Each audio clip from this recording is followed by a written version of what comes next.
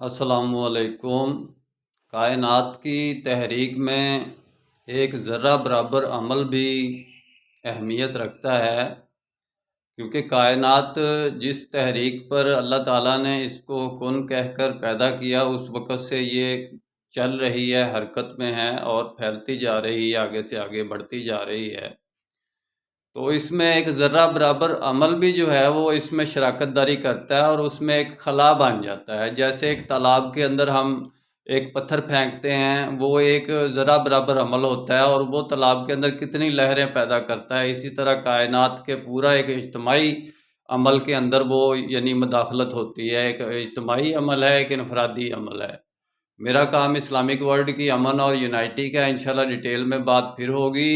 اس کے کیا ایفیکٹ ہوتے ہیں، ان لہروں کے اس پر عمل پر کیا ایفیکٹ ہوتے ہیں، اور وہ عمل لہروں پر کیا ایفیکٹ کرتا ہے کائنات کی تحریک پر، یہ الگ سے ایک بات ہے۔ نسبت وحدت خدمت خیر کے ساتھ، اللہ حافظ۔